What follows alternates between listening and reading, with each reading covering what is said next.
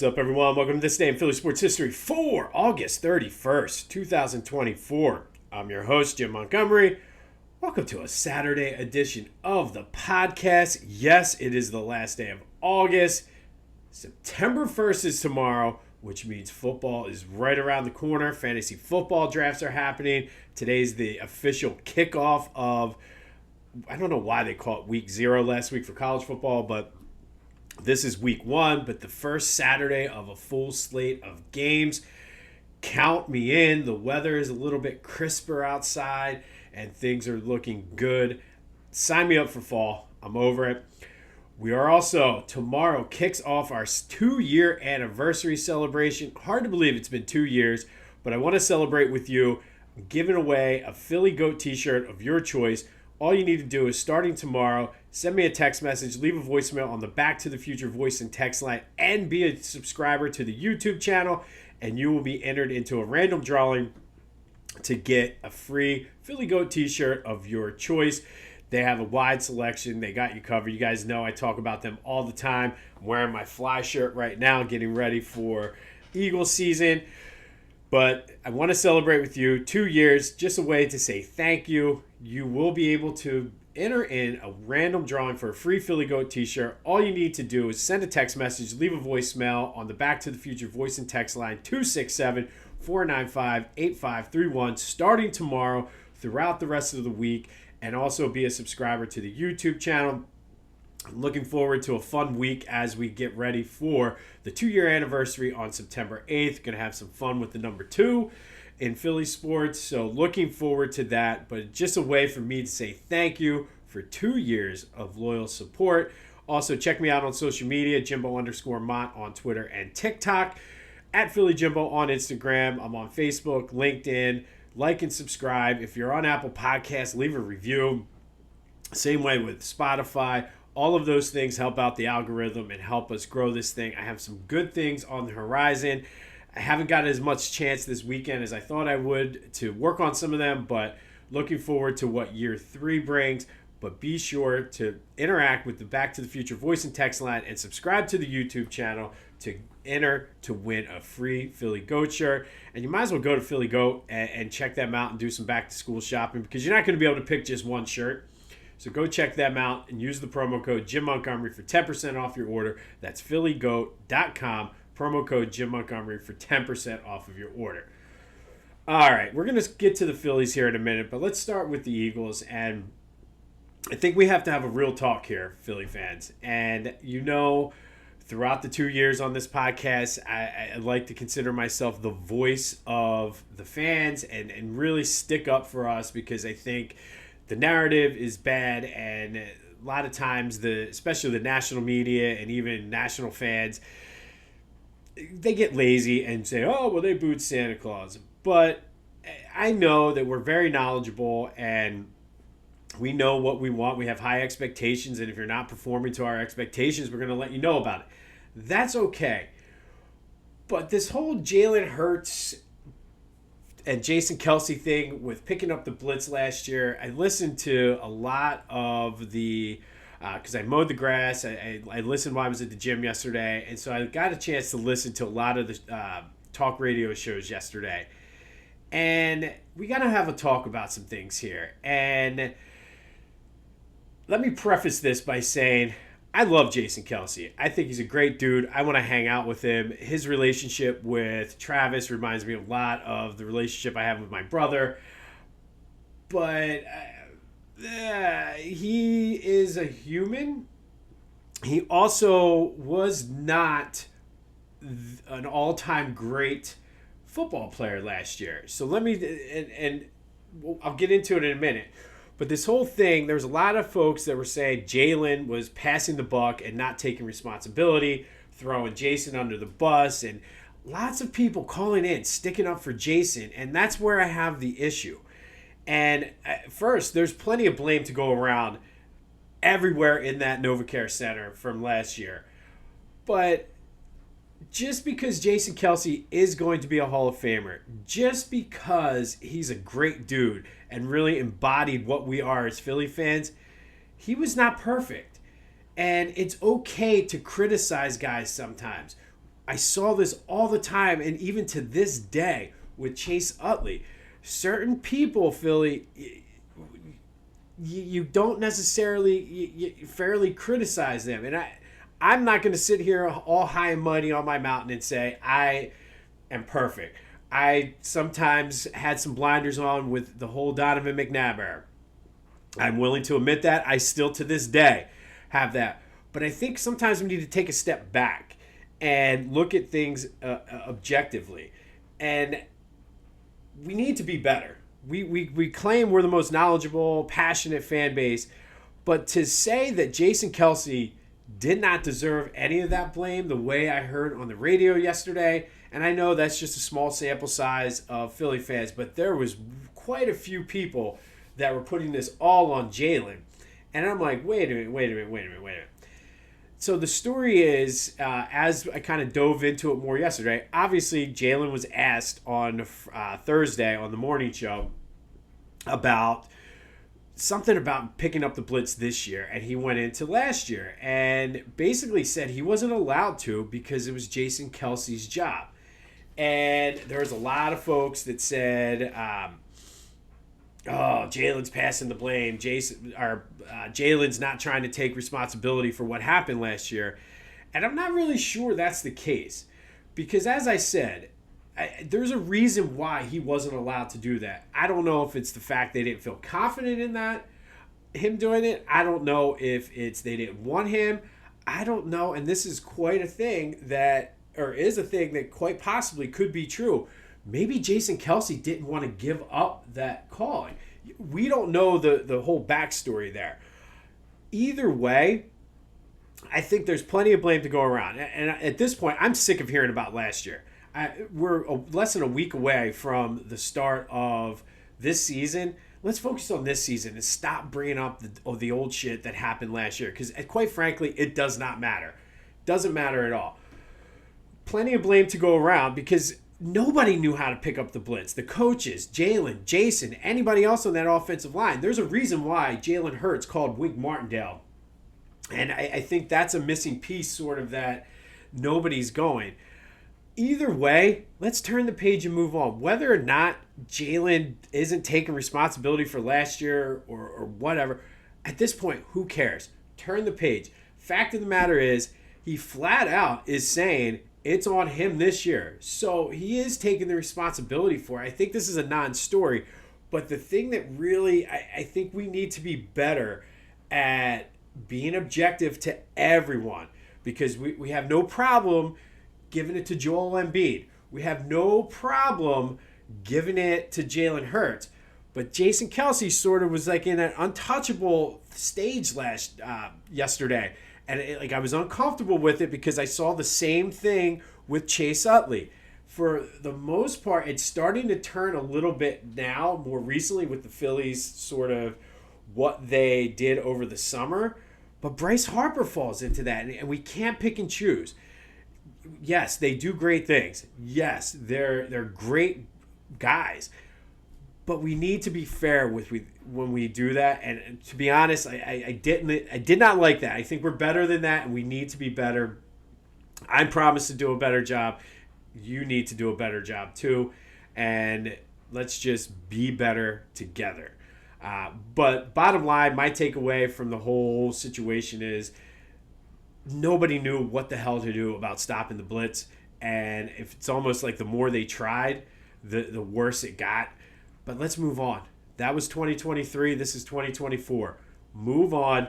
Let's focus on the Packers. Starting tomorrow, we'll start getting ready to get into some game day stuff, which I'm excited about. But just wanted to get that out there and get that off my chest here on a Saturday. They did announce their jersey combos for the Brazil game. And I have to say, I actually really like them. And who knows what's going on down there with the whole ban on green. I've heard conflicting reports, whether it's safe for players, the health risk. It's going to be a shit show. But this uniform combination with the black helmet, the white jersey, and the black pants, I love it. And I don't think I'm in the minority on this one, but I would be okay if they kind of switched to the black helmets. instead of the green ones more often, because I don't know what it is about a black helmet, but the way it just looks, especially with the white jersey, I love. Like I'm a big fan. Maybe wear the green one with the green jerseys, but that black helmet with the white jersey and the black pants. If you haven't seen it, check it out. I really like it. So at the end of the day, worst case, they're going to look good on the field in Brazil. We'll have more on the Eagles later. Phillies, I admittedly did not watch any of this game. I was at the James Taylor concert. I was trying to follow along on my phone, and it just seems like it's one of those games. Sometimes they happen. I feel better about the fact the Phillies won the first game. I feel better about the fact they did get some hits, and most of the Braves' runs were scored on home runs. So we got 2 games left. Need to win at least one of these next 2 games. Ranger was cruising to start and then got into some trouble with Arcia. But this is one of those games. You move on. You come to the next day. Apparently, Bryce has some inflammation and soreness in his arm. He said it's not a ligament, which is good, but didn't really want to make excuses about it, which I respect. But if he's hurt, maybe he does need to sit down, and this is where it comes in. We need to be fair about this. If he's hurt and he can't do some things, maybe it's time to sit down for a few days after this weekend or whatever. So something to just kind of keep an eye on. Phils are tied with the Brewers for the 2 spot. They do have the tiebreaker over them, and they're 2 game back of the Dodgers and 5 games up on the Braves. Let's win today and then go into a relatively stress-free day tomorrow. But Zack Wheeler on the mound today versus Max Fried should be another good game, and I'm looking forward to it. Be sure to check out my boys at the Clashing Conferences podcast. The OGs came out with their first episode for football yesterday on the NFC East, and then I was a guest this week for the baseball. All of that is available wherever you get your podcast, as well as on YouTube. Had a good time with those guys. They're doing great things, so be sure to support them wherever you get your podcasts, and as well as on YouTube. Temple did not cover the 42. Again, I didn't watch much of it, but at some point I saw it was 34-0 at halftime. 51-3 they lost. We expected the loss, though. I mean, it's Oklahoma. It's okay. I still feel good about the plus money bet on the over 2.5 wins for the season, but they look to bounce back next week. And then the Union take on the Red Bulls up in New York tonight. They're looking forward to, or not looking forward to, but they're looking to get themselves back into the playoff positioning. Every game at this point matters for them, but we'll have more on their game tomorrow. And then I did want to mention this because it is Labor Day weekend. It was a big story around here, and it's hockey, but not quite Flyers related. Sad news as Blue Jackets player and South Jersey native Johnny Gaudreau and his brother unfortunately were killed the other night. This came out, the story came out after I had already recorded for yesterday, by a drunk driver while riding their bike down at the shore. And just, it's a sad story. I mean, good, by all accounts, was a good dude, very big in the hockey community here. Just in town for his sister's wedding. Died the day before his sister's wedding because of a drunk driver. And look, I do dumb things sometimes too, but when it comes to that, especially on a holiday weekend, don't be an idiot. Call an Uber, walk, get somebody to pick you up. There's so many options out there. Just don't be an idiot. It's just dumb, and it's not worth it in any case. And it's just a sad, sad story. And that's one of those things. Just be smart and don't be an idiot, especially on a holiday weekend. I'm not saying don't go out and have fun. Just don't be an idiot. But sad news, Johnny Gaudreau from the Columbus Blue Jackets and a South Jersey native and his brother were killed by a drunk driver the other night. And it's just sad. And I mean, the story itself is sad, but the fact that it was a drunk driver just really it's irritating. Very, very irritating. So just be smart and make a good decision, and don't be an idiot. I say it all the time, but just don't be an idiot. All right. Let's reset here and let's move on. It's going to be Eagles the rest of the way here. We're going to go back to 1997. And on this day in 1997, the Giants beat the Eagles up at Giants Stadium, the old Meadowlands, 31 to 17 in a rare August, or actually not rare, the only time the NFL season has started in August. And due to a calendar quirk, Labor Day was on September 1st. It doesn't happen often, but it will happen again next year, ironically enough. But the NFL used to start pre-Labor Day after they expanded the schedule to 16 games back in 1978. And it stayed that way until 2002. Because of 9/11, they pushed the Super Bowl back into February. Everybody kind of liked it, so they adjusted the schedule there. So the Eagles opened up the season on August 31st back in 1997 with a 31-17 loss to the Giants. They were coming off a 10-6 season where they lost that wild card game in the slop out in San Francisco. Actually had pretty high expectations for this team. Ray Rhodes was the coach. They came in as 3-point favorites. The Giants were a young team with, I think Tiki Barber was his rookie year. Dave Brown was the quarterback. But it wasn't a smooth training camp. Ray Rhodes created a quarterback controversy between Ty Detmer and Rodney Peete. Pete was the starter. Then he named Detmer the starter. And then Detmer started this game, was yanked after halftime or early in the third quarter after going 9 for 25 for 103 yards. Rodney Peete came in, turned the ball over a lot, but got the Eagles to within a touchdown, was driving them, I vividly remember this, driving them in to hit the go-ahead or a tying score and threw a 95-yard pick six to the Giants, ending the game. And that whole season was just all about a quarterback controversy. Ricky Waters had 81 yards and a touchdown in this game. This was his final season with the Eagles. And this was, if you remember, this was the Bobby Hoyen year. It was back and forth between Ty Detmer and Rodney Peete. And then finally, they were so bad, he put in Bobby Hoyen, who threw 11 touchdowns in 7 games to end the season. Got us all hyped up for the 1998 season. Unfortunately, after this 1997 season, Bobby Hoyen never threw another touchdown in the NFL. So there you go. But on this day, back in 1997, the Eagles opened the season with a 31-17 loss to the Giants. This was sort of the beginning of the end of the Ray Rhodes era, which we know led to Andy Reid and Donovan and one of the greater runs in Eagles history. All right, and finally today, we are going to finish up with our 20 questions in 20 days about the Eagles. First, a recap of yesterday's question. I asked you, will the ghost of 2023 haunt this Eagles team this year?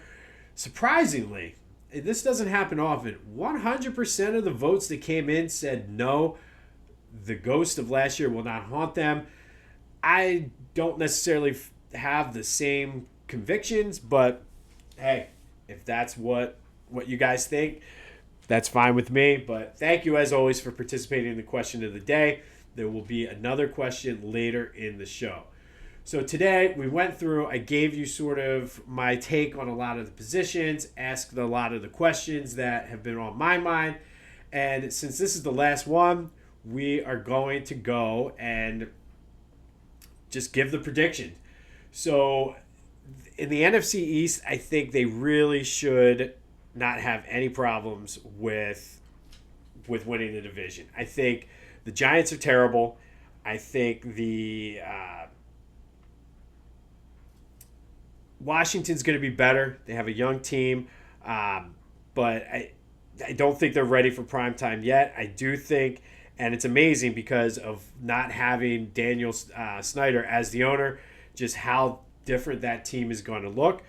But we'll see. I think later in the season they could pose a problem. I just really think that the Cowboys are just a dumpster fire waiting to ignite. There's just no way that I can see them really I don't know. I just I don't think it's nothing about this team, the way the offseason has gone, tells me that I'm scared. I mean, you have Dak Prescott, who is fighting for a contract. They gave CeeDee Lamb the money. Great. But they have one that have like the best backfield in 2019 with Dalvin Cook and Ezekiel Elliott. There's a lot going on with this team, and I think, like I said, they're a dumpster fire waiting to be ignited. I think the Giants already are a dumpster fire. I do not believe in Daniel Jones at all. So I think, plus nobody wins the division 2 years in a row. Giants certainly are not going to win the division. Washington, depending on how the Eagles do, could sneak in there, but I don't think they're ready for prime time yet. They're about a year or two away. So I feel confident in saying the Eagles will win the NFC East. But I feel a lot is going to be determined on these first 4 games. Green Bay, Atlanta, the Saints, and the Buccaneers, all leading into the bye, which they have an early bye week, which with the changes, I don't know. People are like, oh, that's a terrible play. I would have loved to have had the bye later, but everybody's like, it's terrible. I think with the changes, and it gives them that time to make adjustments if they need to, because then you'll have Sidney Brown coming off the PUP list.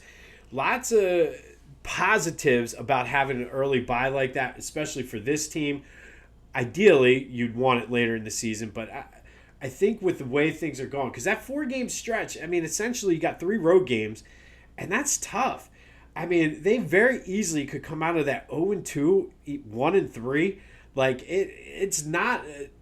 It's a tough way to start the season. It's not necessarily the gauntlet that they had last year, but I'm nervous about these first 4 games. And I think they have recovered from them before, especially under Andy Reid. But can this team, with the ghost of 2023 past lurking there, I don't know. So a lot's going to be, if they can come out of those first 4 games 2-2, I know a lot of people aren't going to be happy, but I'm going to take that going into the bye, giving them the extra week to kind of adjust, see what happened, because Atlanta and Tampa Bay and Green Bay are all 3 good teams. The Saints could be one of those, who knows.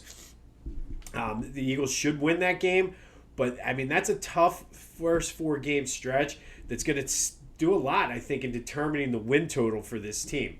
So all things considered, though, I feel that this team is probably a 10 or 11 win team. Obviously, depending on the start, the ceiling could be 13. I think the floor for this team is 9. They are at worst a 9-8 team based on the schedule. I think they go 4-2 in the division. I think they lose one to Dallas, which they always do. I think Washington gets them this year, and I think they beat the Giants both times. As far as playoff prospects, the NFC is wide open.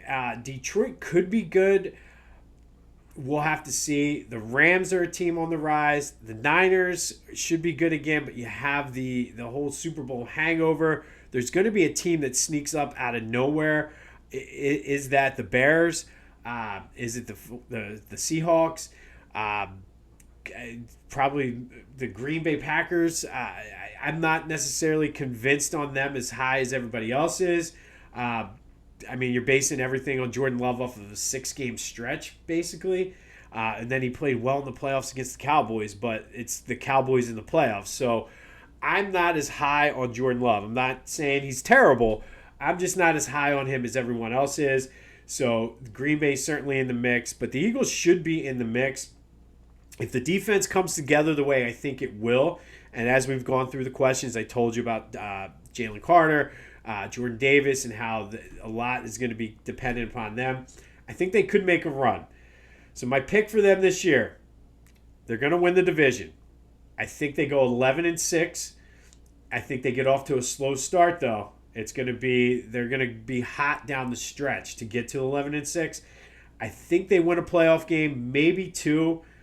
I'm not ready to put them in the Super Bowl this year. I hate to be that way, and you guys know usually I'm like, Super Bowl!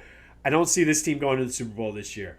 I do see them taking a step forward, though. I think Jalen has a coming out year and really solidifies himself as a top 10, possibly borderline top 5 quarterback.